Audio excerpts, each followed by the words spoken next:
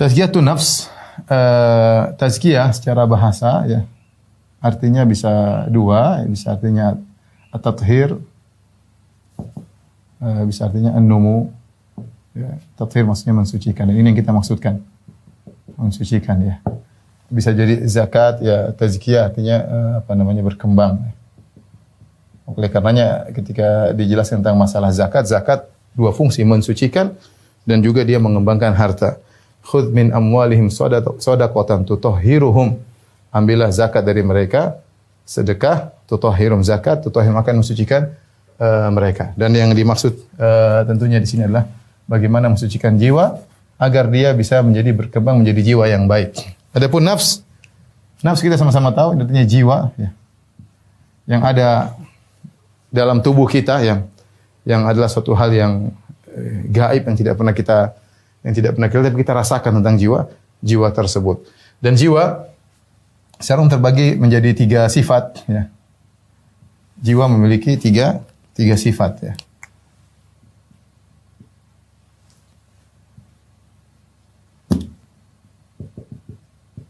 Yang pertama, ini hukum asal adalah an-nafs al-ammarah bisu. Sebagian perkataan Imratul Aziz, inna nafsa la ammaratun bisu. Ya, jiwa yang selalu menyeru kepada keburukan.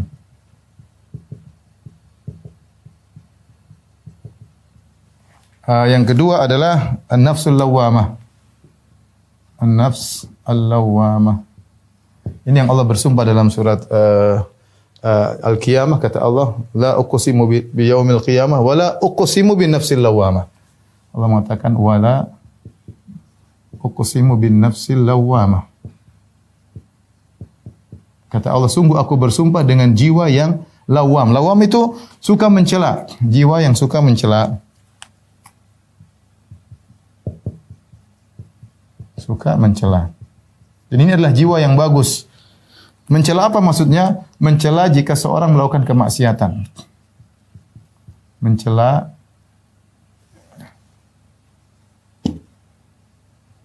jika seorang melakukan kemaksiatan.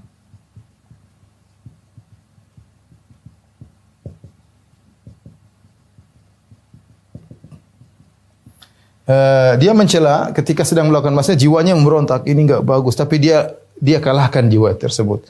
Sifat al-ammarah bisu yang mendominasi sehingga dia melakukan maksiat.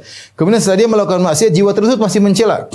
Masih mencela, kenapa kamu begini? Disuruh bertobat, jiwa tersebut mencela. Ini jiwa yang baik, oleh karenanya Allah Subhanahu wa taala bersumpah dengan jiwa tersebut. Namun banyak orang mendominasikan sifat jiwa al-ammarah bisu daripada jiwa yang mencela. Oleh karenanya pada dasarnya seorang memiliki jiwa al-ammarah bisu, tetapi dia punya sifat ini.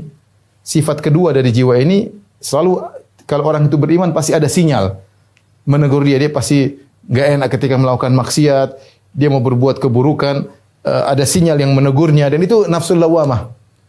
Nafsul lawamah ya, yang berusaha untuk mencegah dia.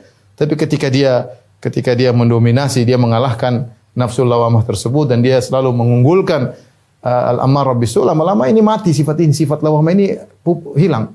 Sehingga ketika dia melakukan maksiat sudah tidak punya malu, rai gedek apa cuek aja ya. Tapi kalau seorang masih ada iman harusnya ada nafsu al-lawamah.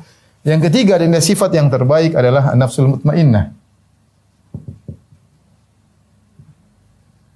Yang Allah sebutkan dalam Al-Qur'an, ya ayyuhan nafsul mutmainnah irji ila rabbiki radiyatan mardiyah.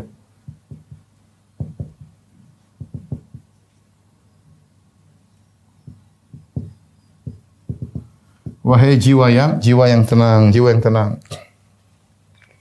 Jiwa yang tenang ini sebagian ulama mengatakan sebenarnya namanya tazkiyatun nafs. Inilah proses tazkiyatun nafs adalah proses merubah dari al-ammarah bisu menuju ke al-nafsul lawamah, kemudian menuju ke an-nafsu al-mutmainnah, jiwa yang tenang ya. Inilah proses tazkiyatun nafs.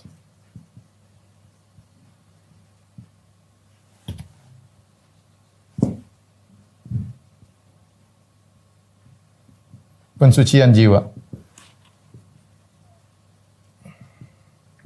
yaitu agar jiwa berubah dari al-ammarah bisu bisa dia kendalikan menjadi an-nafsul lawwamah dan akhirnya menjadi nafsul mutmainnah yang tenang dengan yang tenang dengan ketaatan, gelisah dengan hal-hal yang mendatangkan kemurkaan Allah Subhanahu wa taala, selalu taat kepada Allah, mudah untuk beribadah, mudah untuk mengingat Allah, benci melakukan kemaksiatan ya. Dan inilah kalau seorang sudah mencapai pada nafsu mutmainnah berarti jiwanya telah tersucikan. Ini secara sederhana apa makna dari tazkiyatun nafs yang sedang kita bahas pada kesempatan kali ini.